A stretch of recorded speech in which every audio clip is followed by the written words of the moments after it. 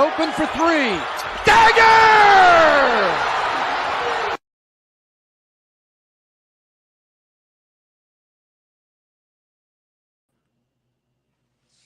Hello and welcome back to Well Beyond the Arc. I'm Montana, joined always by my co-host David. David, how you doing this week? I'm pretty good. It's a good week. Week has been flying, so I'm good. We're closer to Friday than we were yesterday, so I'm good. Yes, Ready sir. to That's go. always Ready to good. get the weekend, obviously. But obviously, there's a big game today, so I'm excited. I'm excited. I'm all vibe, pumped up, as you can see. Have my Durant going. Yes, sir. Yeah. It's a big game 3 of the NBA Finals, and this is a really, really big game for both teams. So we'll get right into that. Before we get into that, we're going to get into a little good, bad, and ugly. Starting with the good, my good has to be the reason that we're late. I just witnessed a very entertaining debate about LeBron and a bunch of other things. So that the reason we are late is because there was a little bit of a debate behind the scenes going on, and that's got to be my good. That was entertaining. We're gonna have to bring that to the audience eventually and have to have just a live debate because it was pretty entertaining. So my has to be the behind the scenes action. That was pretty entertaining. Also, I just could not think of a good other than that for this week. So if I'm being honest, that's my good. So, but no, that's my good. What about you? What are you thinking for this week? uh, yeah, my good has to be what's it? What am I good? Jerry West. I know it might sound weird, but like he's a legend. The guy, on the who the logo is right after. I didn't really watch too much of him, but from what I know, obviously the one and only person to win the MVP on a losing team in finals. I don't know what the voting was like back then, but like he must have played really good. Um, Obviously losing any legend in the NBA, whether you watch them or not, isn't always easy. But I think it's a reason to celebrate and know that he's in a better place. And yeah, that's kind of my good, just celebrating. Obviously, Bill Walton passed on some few weeks back also, so remember him too. And just, celebrating going through life and, they achieved great things in this life, both on and off the court. So yeah, that's my good. Um take always take things in the positive light and yeah, move on. No, absolutely. That's actually a really good. Honestly, I mean, it's a good way to shape that. And two legends. It's really crazy that we lost two legends within the same.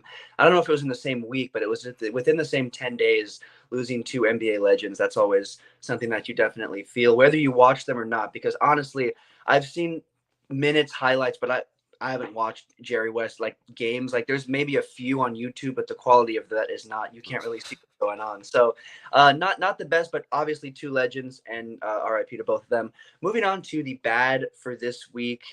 Um, my bad has to be the Mavs currently, and not just the Mavs as a whole, but Kyrie's final performance so far has not been great. It hasn't been super stellar, especially compared to what it's been, because it's not like we saw a player that fell off in round one and he's been struggling. Like he has been cooking in the playoffs. I truly believe, and we'll get into talking about game 3 in a minute. I think he's going to turn around in a big way today.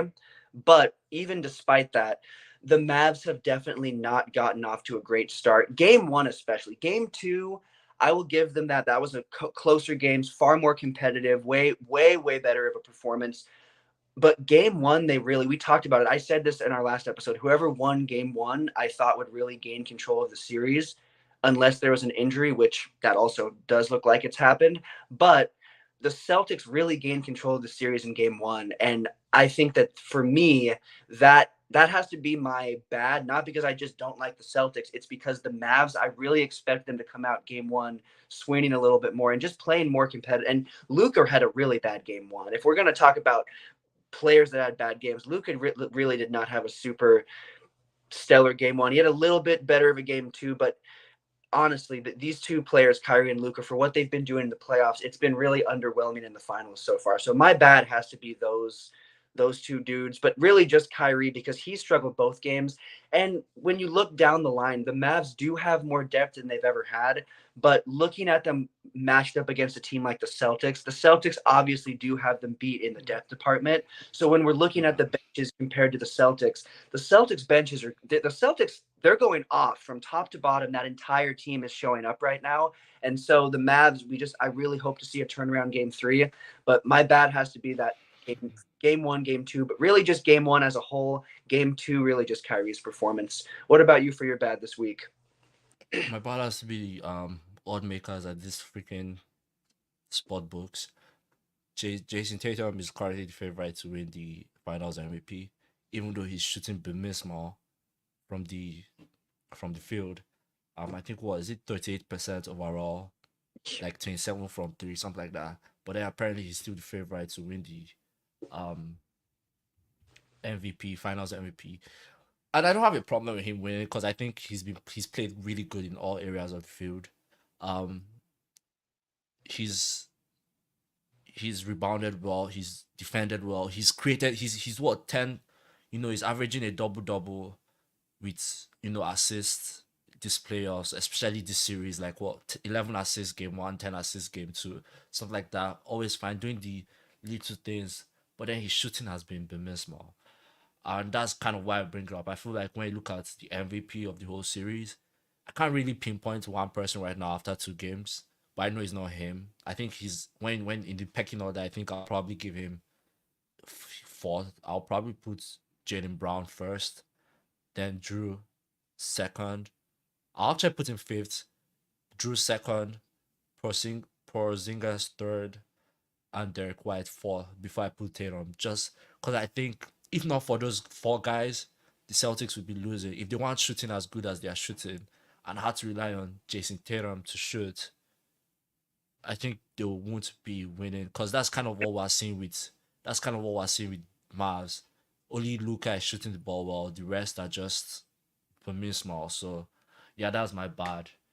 He's shooting and freaking favorite to win Finals MVP. I mean, game 3 and 4, he could turn up and just go Bumismal, but yeah, for now, I don't think it's fair. So yeah. No, that's a good call. Moving on to the ugly. My original ugly was Kristaps and his injury because that definitely could change the series in a huge way, especially because we're looking at a player that had 3 blocks game 1, 2 blocks game 2, or it might be the other way around, but I believe it was 3 in one and 2 in the other. And just defensively, even beyond the blocks, he's been huge for the Celtics. And if he is out, that could really shift the series. But I'm going to go a different route, and I'm going to go with the Lakers going after the UConn coach. And here's what's bad about that. What's bad about that is the original amount that was rumored was 100 million, and that I truly think if that would have been offered, he would have taken the job. I think that the amount the Lakers front office ended up going with was a huge reason that he didn't take it. Now, another thing you could also say, anything you want about him not wanting to coach LeBron or just be in the Lakers hot seat and that circus at all, because that is a circus and a hot seat no matter what. But at the end of the day, I think a huge part of it was the front office fumbling. And what kind of backs that up for me is Kyrie Irving went on a podcast a little while ago and talking about the Lakers and the reunion with LeBron. And that was a real possibility, but it sounds like the front office might have fumbled that. And again, I can understand being kind of cautious, especially around that time with all the net situation and everything. People were cautious and didn't know exactly like, is he going to be the best person, like player for PR, this, that, all. I get that. But looking beyond that, what he's done now, he's proved everybody wrong. And so having a player like him obviously would have made a gigantic difference. So I think the Lakers front office has been fumbling behind the scenes quite a bit. And it's unfortunate. And I think this UConn situation was a huge part of that. So I think, I don't know, that's going to be my ugly. But again, the Porzingis situation could be ugly. He's currently listed as questionable. When I last looked it up, it said day to day, but it says he's questionable, still showing up as questionable. And it says he has a rare injury, a rare leg injury. And that is not something that you want to hear. That's just makes it sound even worse. But it's got to be a tie between those two things. But what about you? What's your ugly for this week's show? Yeah, excuse me, I agree with that. Like I agree with um the Don Hurley one and Lakers front ball in it. But you can't necessarily blame the Lakers though when you still have guys like Frank Vogel and Devin Ham on your payroll. I don't know how much together they are owing them. They still have them on their payroll, offering 100 mil. I think that's a lot. That would be a lot on the payroll, and yeah, you can't blame them. 70 mil. I feel like they could have probably reduced the years, maybe 5 years, 70 mil. I think that would have made more sense. I think that's what 16 is was 16 mil a year or something like that, whatever it is. But yeah, two valid points. Again, as I said, Porzingis going down, I think is really ugly for Celtics. But Celtics are 2. So I mean, what's the worst that could happen? Dallas comes back and wins the series 4-2. Like, that would be crazy, right? But yeah, my ugly has to do with Dallas and precisely Kyrie, because everyone hyped Kyrie, all hyped Kyrie coming in, and the first 2 games have been really bad. And I'm going to give him the benefit of doubt and say, obviously, the Celtics crowd had him rattled, this the first game and also the second game. So yes, Kyrie and all the other supporting cast, PJ Washington, is it Derrick Jones or what's his name? Something Jones. Lively, Gafford, they haven't just been shooting the ball overall well. Luca is the only person that has made multiple threes in the series. But there's a saying that role players play better at home. And I expect that also from Kyrie too. I think at home he'll be better too. So I think game 3 will be a big game for them overall, all around. Probably even game 4. And like I said, what's the worst? The Mavs come back 4-2 and win the series. So Man, yeah, yeah, you know, that's my bad overall shooting from the Mavs. And yeah, yeah, no, that's definitely a good pick. And the series again, game two was a lot closer, but the first two games, I was definitely hoping for it to be a little bit different of a matchup, especially game one. Game one was just not. Game one was a really disappointing game, but little bit game three. As we record this, it's gonna take place in a couple of hours. Talking about game three, I mean, it's at home for the Mavs, like you said, and most it's proven that most role players and most teams in general play better at home during the playoffs. But the Mavs, this is definitely not an exception. It's definitely been proven.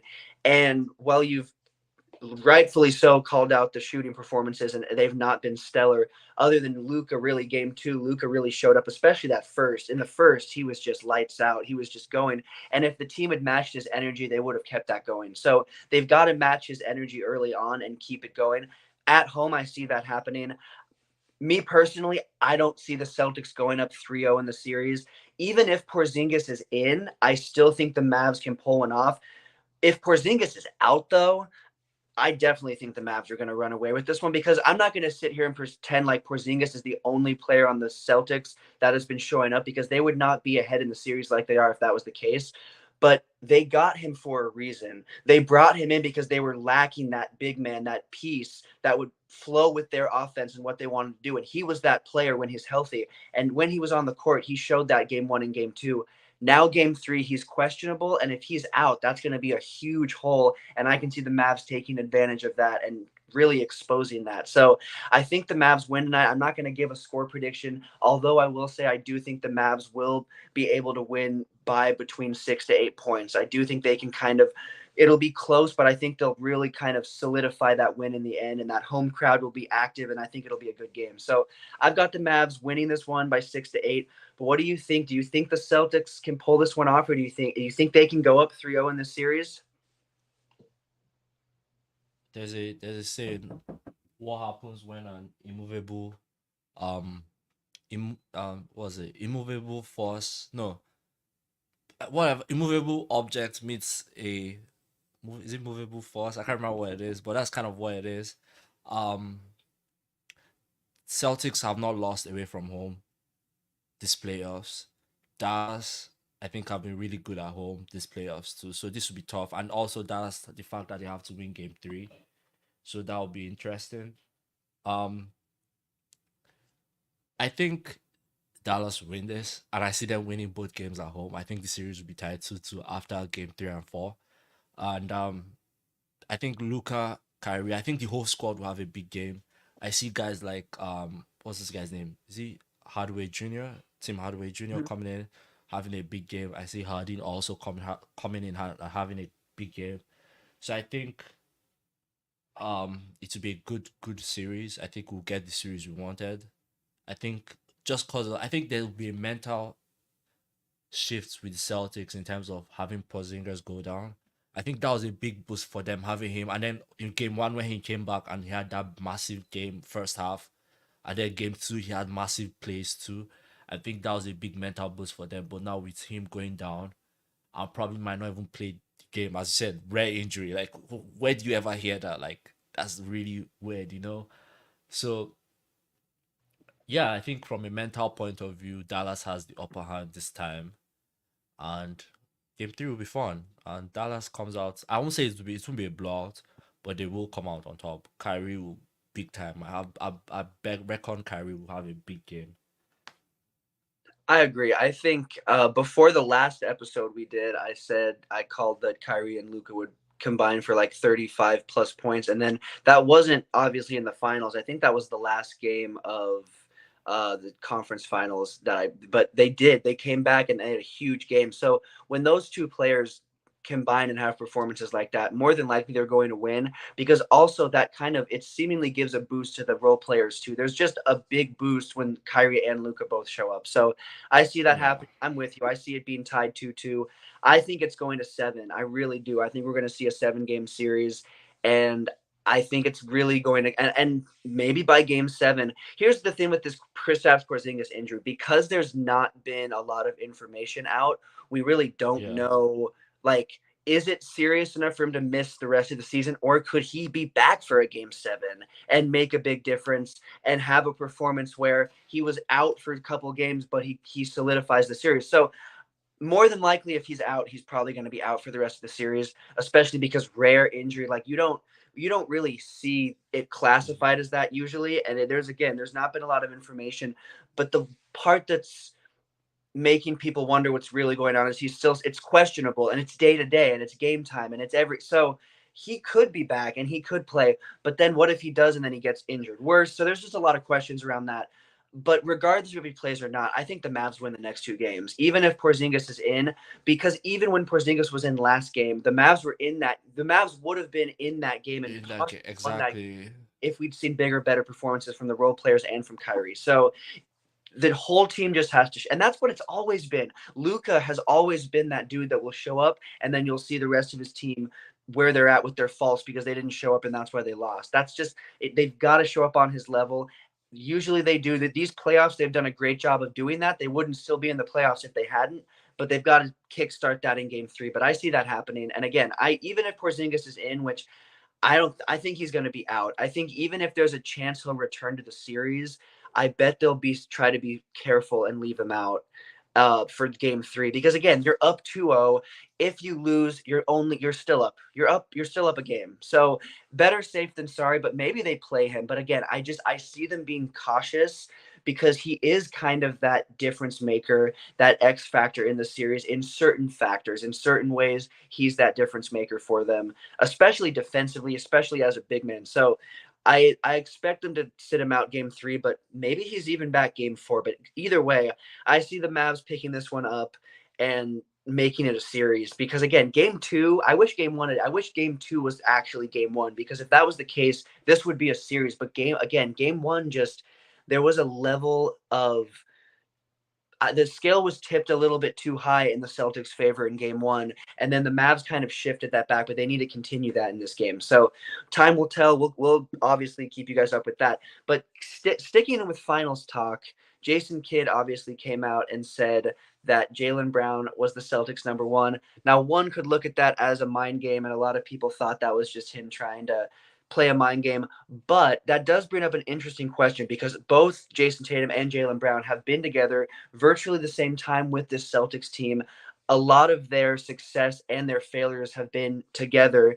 And so my question to you is, who is the true Celtics number 1? I hate talking Celtics basketball, but I think this is important to talk about, because it's a good question. Who do you think is the Celtics true number 1? Is there a case for Jaylen Brown, or is it Jason Tatum by leaps and bounds? Um, I think it's Jason Tatum. I think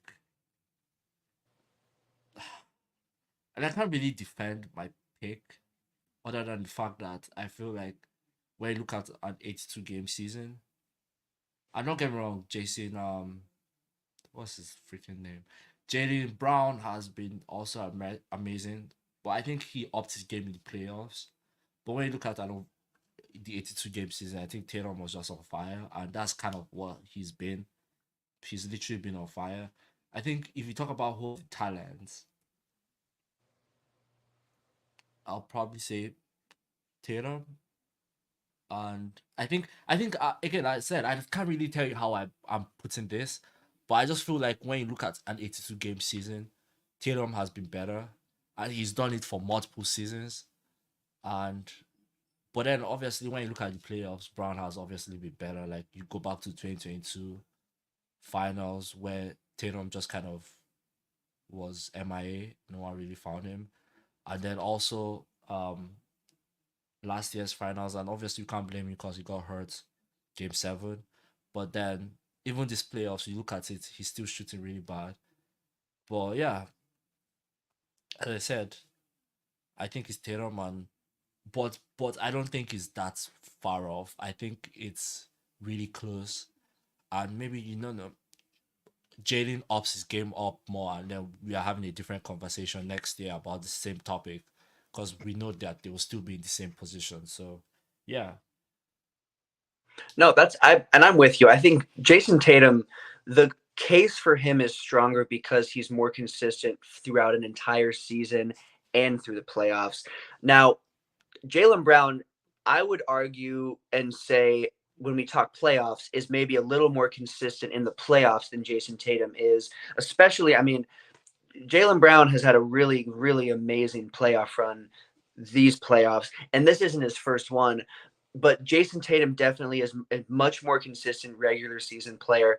And with that, he's been an MVP talk several seasons. Like he has really worked his way up and he is the face of the Celtics. Now, Jalen Brown is right there with him. And I think both of those players will. I don't want to say that they're going to remain Celtics the rest of their careers, but I can see them staying Celtics for the next few seasons. I don't think they're going anywhere anytime soon. I think they are a tandem. They are definitely like it goes hand in hand. I don't think they either of each other look at the other one as like fully the bet. I think they look at it as a duo, and we don't really talk about them as an NBA duo, but I think that they are one of the better NBA duos as a whole because they definitely, when they're on, they are extremely productive and they are hard to beat. So that's my case for both of them being equally the face, but I think when we're talking about who's the number one, it's got to be Jason Tatum, just because he's been that MVP. He's been in that MVP talk.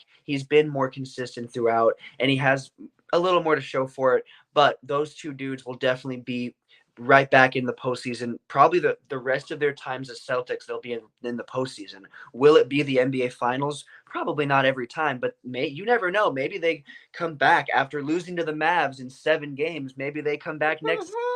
But no, you never know. It will be really interesting to see. But those two dudes definitely are who the Celtics are. I mean, they've built up a really great cast around them, but they've been with the team for the. I mean, the Celtics really have never had a super steep drop off. They've been pretty consistently, at least in the first round of the playoffs.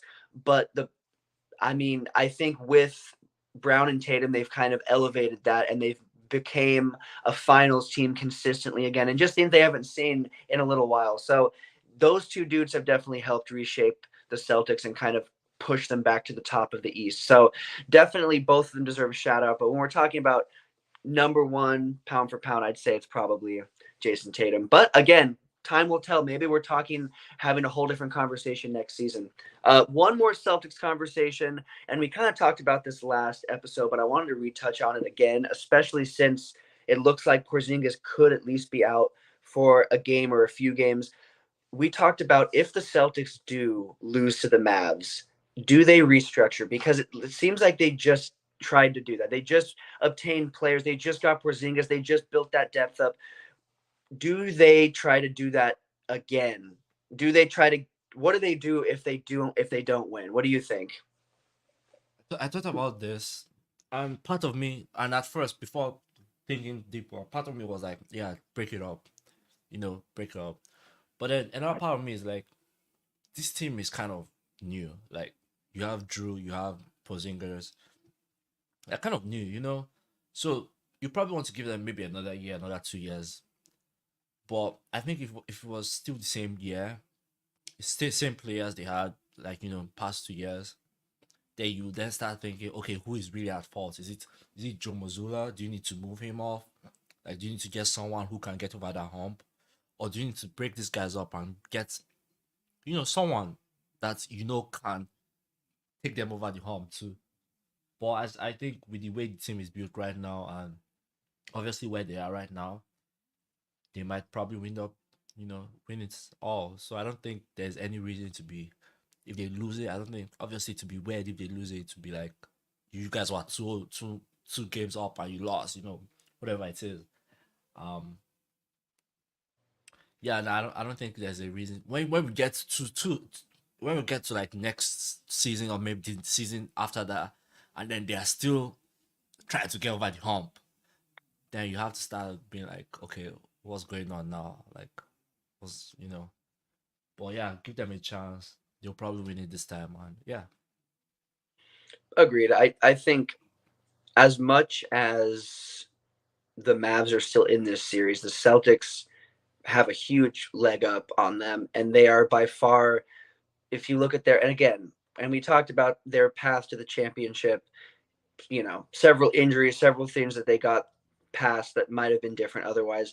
But at the end of the day, they were the best pound for pound team in the NBA this regular season, and it showed in their record, it showed in everything. So the Celtics have been that team, and to break that up would not be a smart move, especially after, like you said, it's just been one season with those new additions. And so I think giving it another season, even if they do for some reason lose, giving it another season makes perfect sense, because I think you could look at certain areas to strengthen, but I don't think you need to blow it up. And you're definitely not trying to move any of those pieces you just obtained. Like, you definitely, it needs to be more of a long term investment as opposed to just pushing players out. Because as a Lakers fan, we saw how that doesn't work. When you just keep pushing players, the revolving door, and other teams too, that revolving door, it just keeps going. So I think the Celtics are smarter, a way smarter organization than that, way better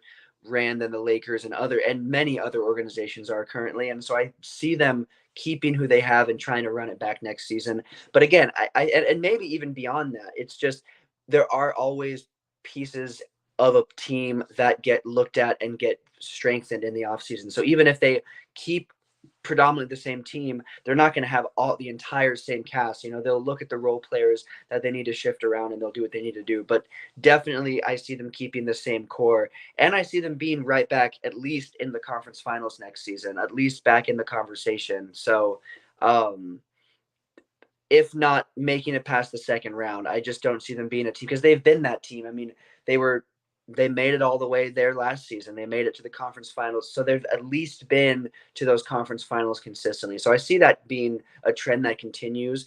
I saw a comment saying they'll blow it up and just keep Brown and Tatum. But they really just did that. They've really just done that several times. And so having a little more consistency and closing that revolving door and keeping that team, I think, would be a good call. So time will tell. Obviously, who knows if they lose in 7 games, if they somehow lose the series, I would be surprised. I would be surprised, unless Porzingis is ruled officially out for the rest of the series. Then I'm going to be a little less surprised, because that does give the Mavs at least a little bit of leeway, a little bit of room, a little bit of leg room that they didn't have before. Ooh. What's up, James? I'm not sure what just happened. Oh, okay. I thought you were stopping by, coming by to. No, sir. Now I'm trying to get me out of here. But no, time will definitely tell. But moving on, something that's not Celtics and finals talk, a little bit of off-season talk. There's been a lot of buzz surrounding the Suns. Obviously, they got Coach Budenholzer, and that's, I mean, shout out, Bud. He is one of the best coaches in the NBA currently. Obviously, an NBA championship winning coach. He 1B. 1B. facts. He J1B. exactly. Hey, no, you're right. I'm with you. But he's a great coach. Obviously, the Suns picking him up is a good pickup, a good look to the future.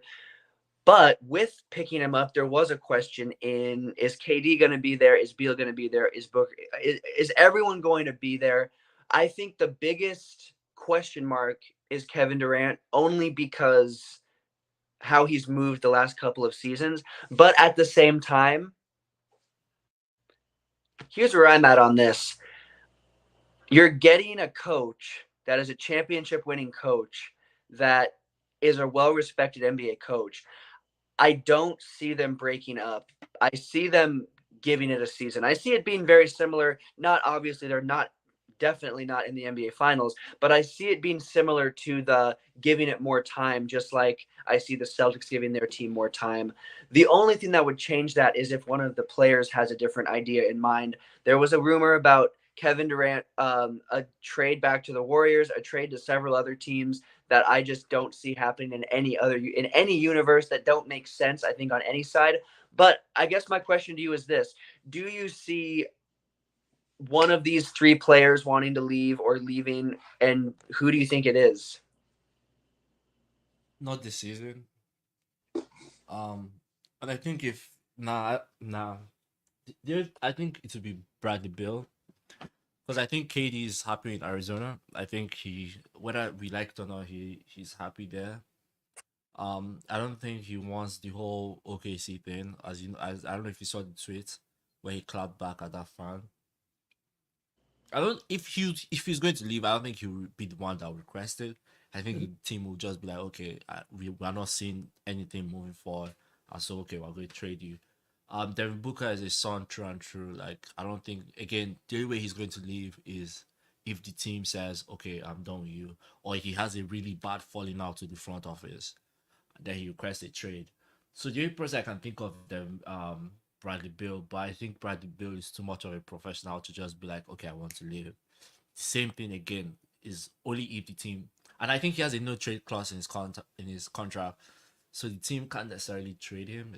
I think that's mean of no trade clause, precisely, or whatever it is.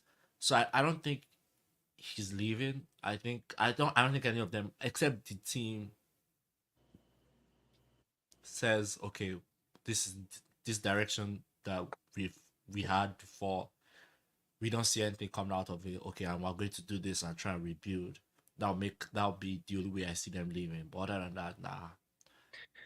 I think they're going to give it time because that team just assembled, and I think you could argue that they're going to look the team, and I like your point about it's going to be the team's decision and the organization's decision if they move on from those three players, because again, Booker, he's been a Sun since they were winning 20 games a season. He's been with the team. He's not going. I think he's going to retire a Sun. I really do. I can see Devin Booker never leaving. Kevin Durant, I can see him maybe not living the rest of his NBA career out in Arizona, but he's definitely not leaving yet. And I think he'll live most of it out. I think it would be like 1 or 2 seasons he would maybe play with another organization because for a retirement, the whatever. Yeah. But I don't see him. I don't see him doing that. I think he'll be a Sun, and I think he might retire a Sun. The one that I do see probably leaving eventually is probably Beal, or being moved eventually is probably Beal. But I see them at least giving it a whole season. Unless it doesn't make sense, it doesn't work. Obviously, if injuries are plaguing the team, by the middle of the season, maybe they start looking to a different future and start thinking what could be next. But I see them giving it a season because I think that addition of a championship winning coach that knows what he's doing, that is well respected. If anything, you have 2 vets in Beal and KD, and you have a player that is still getting. I mean, he's not hit his peak yet. He's not hit his max in Booker. I can still see him improving, his scoring. I can see him maybe being in an MVP talk still in his career, still, being a player that we talk about, because he already has been a player like that. I mean, he is one of the best scorers in the league when he's on. So I don't see them moving on. I think this is a really good opportunity for all three of these players, for two vets and a star that's still rising, to try to make a push farther than they could. And let's talk about Vogel for a second, because Vogel has been used as a scapegoat in the last two organizations, with the Lakers and the Suns. But the reason he's been able to have been used as one is because he is not a top tier coach. The only difference is, obviously, with the Lakers, we won the championship. One thing with that is a lot of people discredit that right off the bat because it was in the bubble. So I don't even like when people say, oh, he won a championship, because those are the same people that say, oh, it was in the bubble. So what was it? Was it a championship or was it in the bubble? Because that's my thing. It's like, if it wasn't a valid championship, why are we even talking about Frank Vogel being a championship winning coach? So I'm going to leave it there. But what I will say is this: he was not the guy for that job. He was not the guy to coach KD, Booker, and Beal. Budenholzer is a way better coach for that job. He is much more primed to coach a star and vets, and to be that guy that understands. So I think I don't want to make a call and say, oh, they're going to be in the conference finals, but I can see them being a much more successful regular season team that is far more consistent. And I can definitely see them 150% being a team that makes to the second round of the playoffs this next season, for sure. So I think it's only looking up. I don't think they blow anything up. The one thing I will say is, yes, KD is like, there's been trade talks, this and that, surrounding him for the last few seasons, but I don't really see that happening. There's going to be other players that are much more focused on this offseason than Kevin Durant. I think this is the extent of that. There was a little bit of buzz, but I think it's not going to mean much. So moving on to some other rumors, some buzz surrounding Jimmy Butler. Obviously, he is on. He wants an extension. And currently, people are there's speculation that there's other teams that will offer him an extension, offer him more than what the Heat might. But the question is, will he take that? A couple of the talking heads and a couple of people behind the scenes have came out and said that Jimmy Butler is super happy in Miami and doesn't want to leave. But, and here's the but, he wants that extension and he wants the most money he can get. So a couple of teams have been rumored to maybe be in the mix.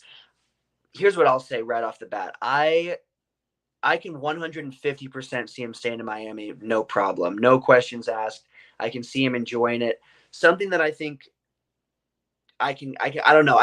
The Lakers were thrown around. There's been a couple of teams thrown around, but a team like the Lakers, I don't think are going to give him what he wants. There's a lot of the teams that have been mentioned in the rumors, I don't think are going to give him what he wants. So I personally think he stays with Miami. I think they give him the extension. I think maybe they try to build a team and see if they can make a push and make it back up to where they just were in the finals. So maybe they can see what they can do. But do you think that another team offers him an extension, or he goes somewhere else other than Miami in the near future? I'd start by saying what an amazing commercial by Jimmy Butler with the Bad Boys commercial. And I want to be a bad boy. Jimmy Butler. Just that commercial, I think, is hysterical. But I don't know why this is a topic of conversation. Like, I don't know why we're actually talking about this, to be honest. Because I'm like, Jim, like, I can't think of it. Like, I don't know if it's just me, but like, there's just some players that when you hear their name, if you see them in a different organization or hear their name in a trade, conversation or whatever, it just feels weird. And I feel Jim Butler is that type of player. Like, I know he's not leaving. Miami will end up pulling the plug and just giving what he wants. Like, let's just be honest. Like, that's how much they reverence him. They reverence him. You know what I mean? And they might not show it right now, but like that. Let's be frank. Like, Miami take care of their stars. So he will get the extension. He won't leave, and I see him being there as long as he wants to be there. We both know he's not. He doesn't want to be anywhere else, and I don't see any fit for him other than Miami. Just cause it's just like I don't know. There's just this. I can't explain. There's just this thing between him and Miami that's just. It's like the way that Miami. You know what I mean? Like that's the best way I can put it. So No, yeah, I that's like, where we'll leave it. and I do, now that he has solidified himself as a Miami Heat player. Like, I can't, like, yes, he played for other teams, but like, this is the team that people will remember him most as being, Jimmy buckets in the playoffs, because dude's been to the finals 2 times with the Heat. Now, yes, one of those was obviously in the bubble, and we could talk all day and debate all day with several different people about whether that'd be a valid claim of a championship or a finals run or not. But the fact is, they've made it to the finals 2 times.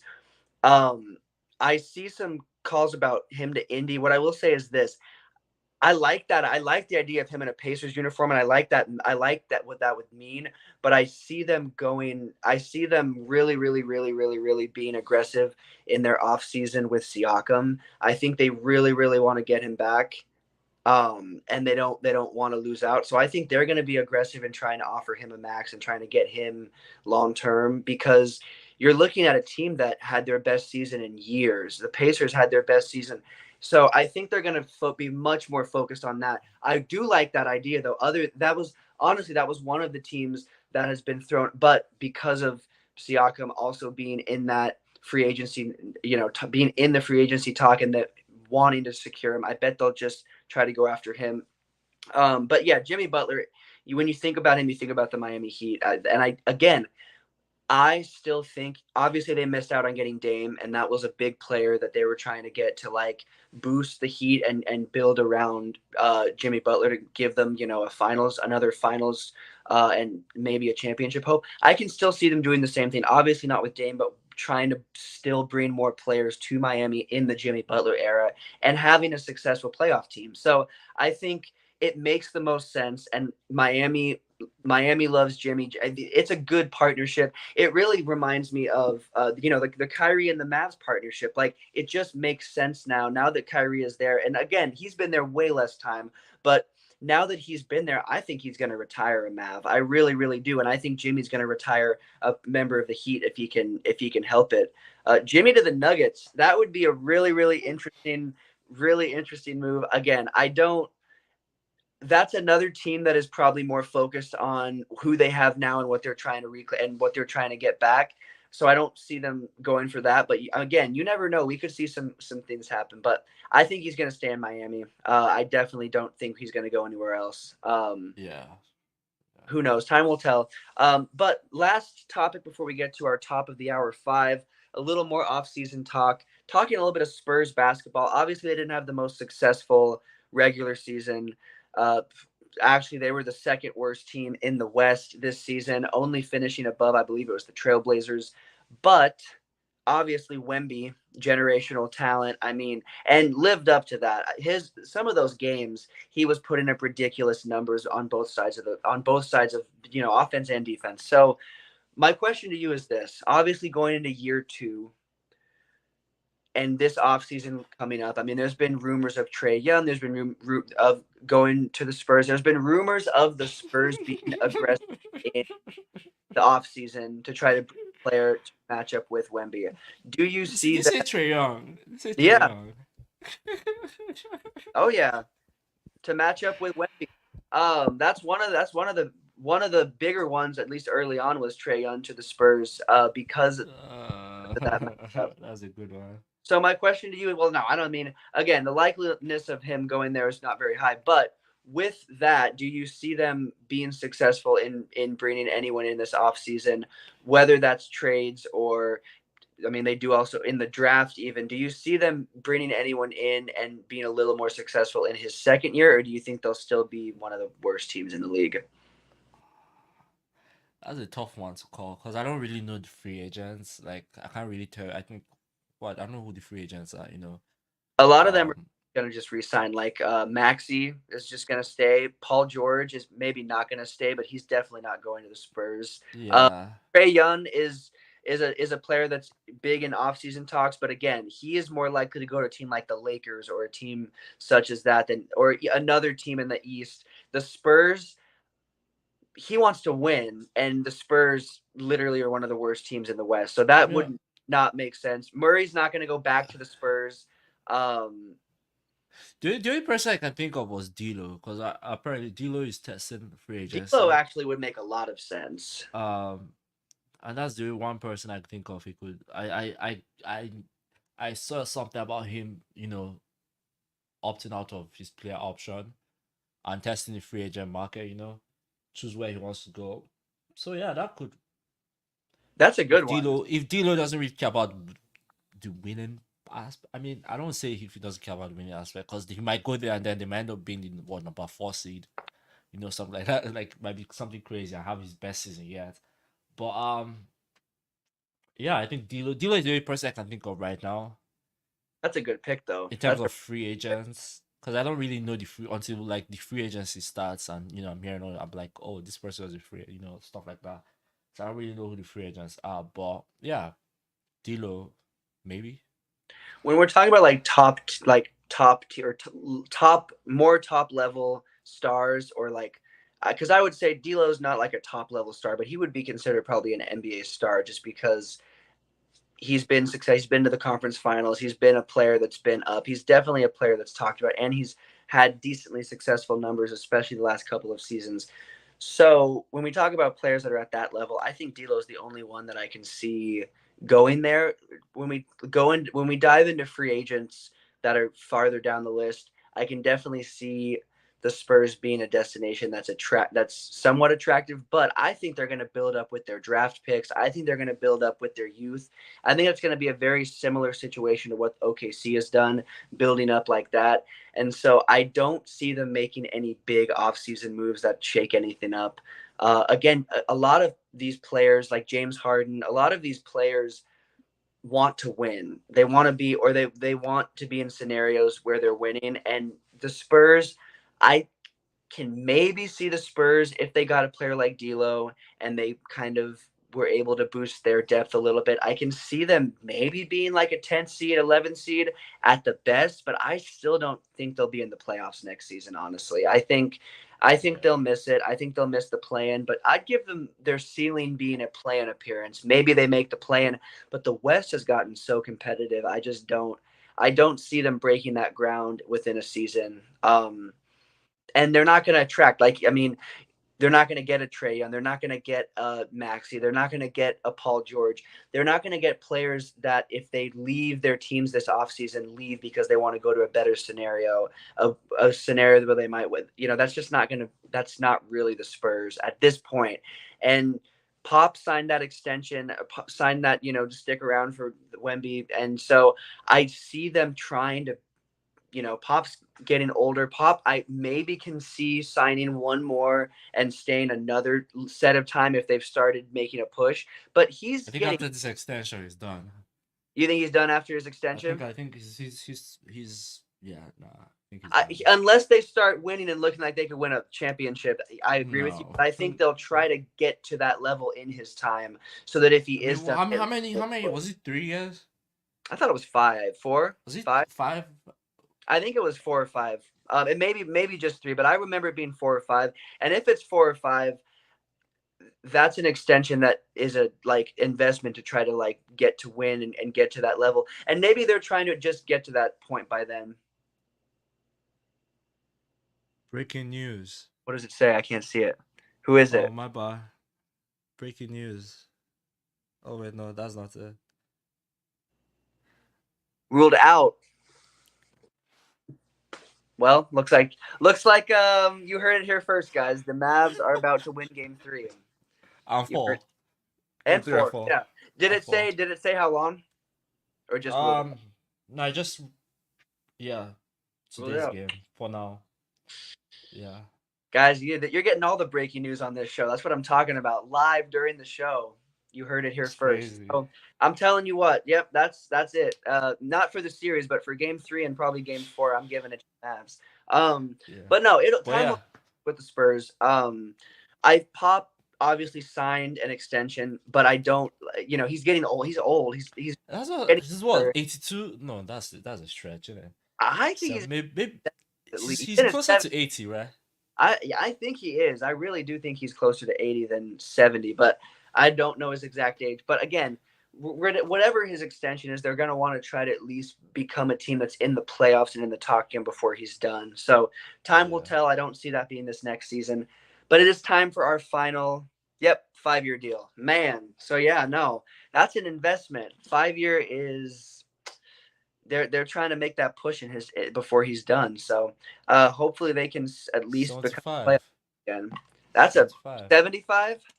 So he'll be 80 by the time we kind of run out to his deal. Yeah. That's crazy, but I mean, you never know. Maybe he signs like a again, if he's in good health and they're a team that looks like they might win a championship, he really might try to at least remain somewhat. Maybe he goes to the front office or something. You know what I No, mean? Maybe, yeah, he's already president of the organization.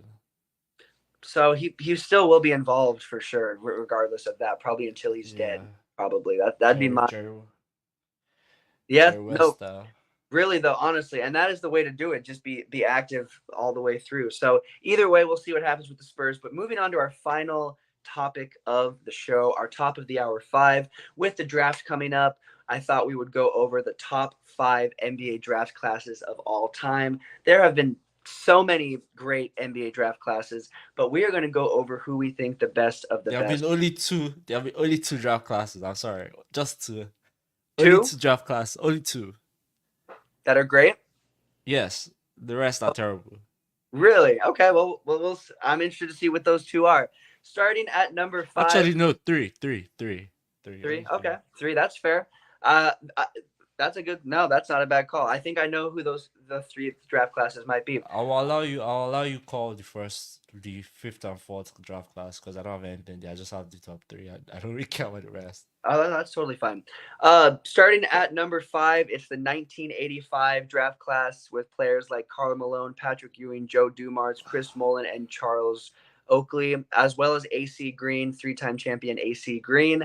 This draft class, honestly, the draft classes of the 80s, they had a couple of notable draft classes. This is definitely one of them. This was a big one. Moving at number 4, it is the 1987. Let me rephrase myself. They were not terrible. They were just not as good as this 3. No, I will agree. There's 3. I believe we're gonna Standouts. have 3, the same top 3, or at least some of the same, whatever number it is. There are 3 like legendary ones, and then I'm definitely with you on that. That my 4, 5, and 4 were not on the same level as my top 3. My number 4 is the 1987 draft class: Reggie Miller, David Robinson, Scottie Pippen, Horace Grant, and I'm gonna throw Muggsy Bogues in too. Shout out to Muggsy Bogues. David Robinson. Wait, how he and Reggie Miller in the same draft class? I thought. What?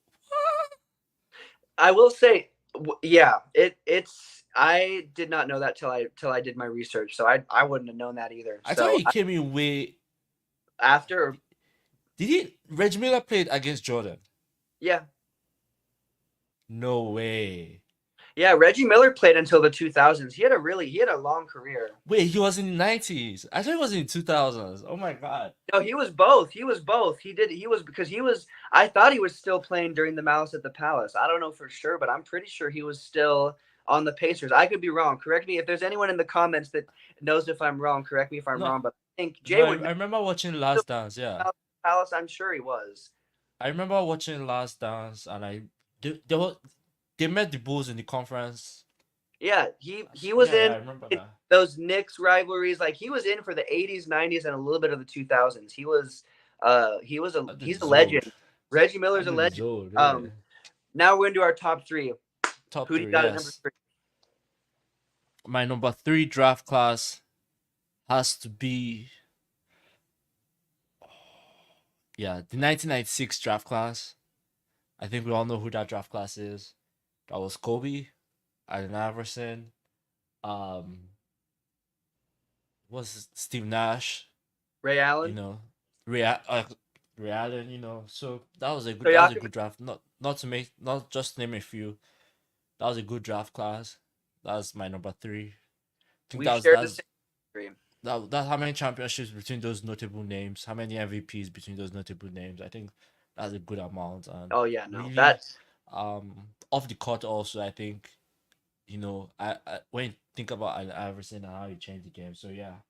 Oh yeah, no, absolutely. That we share the same number 3. I had the same exact one because that is, again, there are many draft classes that have like a couple of players that are notable, but like the top 3 are stacked, and they're stacked throughout that top list. So yeah, that's a good pick.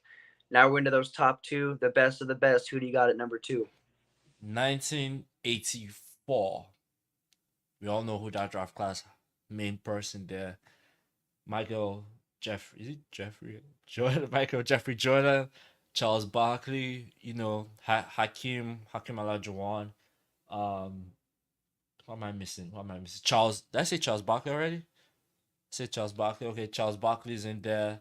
Um, John Stockton. How did I forget John Stockton? Yeah. So obviously Sam Bowie, of in there. So good draft class, amazing draft class. I'm trying to think of that draft class. I can't remember who went first. As who Hakim went first, right? Was it Hakim or John that went first? It was Hakeem, I believe. Yeah. Then I think John went. I don't Sorry, want to. John went. I don't want to John be went. pretty sure Hakeem was before Jordan.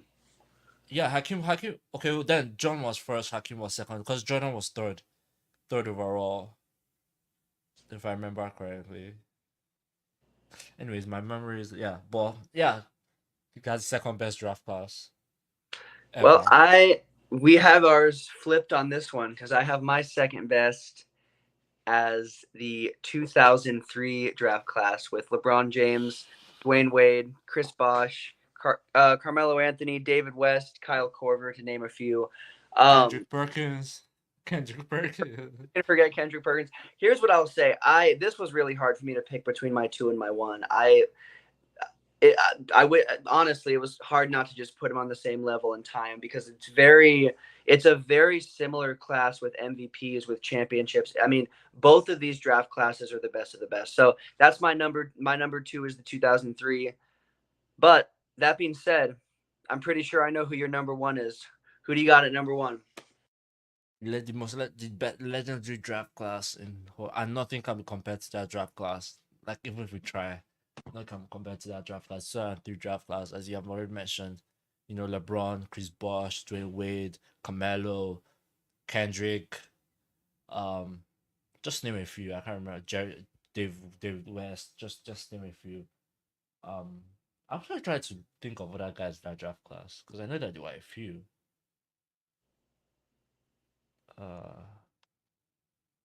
Was Andre Iguodala in that draft class? I don't think so. Or was he in KD's draft class? I feel like he was in KD's draft class. I think he was in the one before, either right before or after LeBron. It was probably he was the same one as LeBron though. I think he was before LeBron.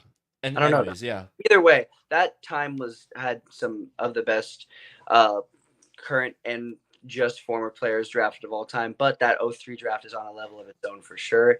And again, that is tied almost directly with my number 1. But I got to give the number 1 to the 1984 one. Like you already said, with Hakeem, with Jordan. I mean, it was stacked. That was a stacked draft class. And between the championships and the MVPs and all the accolades between it, it's a level in and of itself. But the 2003 is also up there as the same type of draft class. So obviously, as always, if there's a top 5 you guys want us to do, let us know in the comments, whether we're live or off live. Leave us a comment what top 5 you want to see, or what player versus player you want to see us do next. We'll have to do a player versus player one of these next few episodes. And let us know if there's a player versus player that you guys want to see us do. But this is not the only place where you can find us. David, where else can we find you when it comes to podcasts? Mind on Football Fans Podcast. We're currently on vacation right now. I mean, but I mean, an episode just released. The Euro 2024 is starting pretty much this Friday. So check our socials out. Mind on Football Fans, Instagram, TikTok. We'll have content for you guys right there. But right now we're on summer vacation. Just chilling. But we'd love to see you guys there. Feel free to stop by. Yep, absolutely. And all my other podcasts are currently on break, but I will obviously let you guys know when they start back up. But we will definitely bring you guys some NBA news, rumors, and whatever else next Some show. Kiki Clark action, you know, Oh yeah, WNBA Olympics, all that good stuff. all the fun stuff. We'll have All that more to good talk stuff. about next show. But thank you guys so much for watching or listening. As always, we really appreciate it. Have a great week. Victory!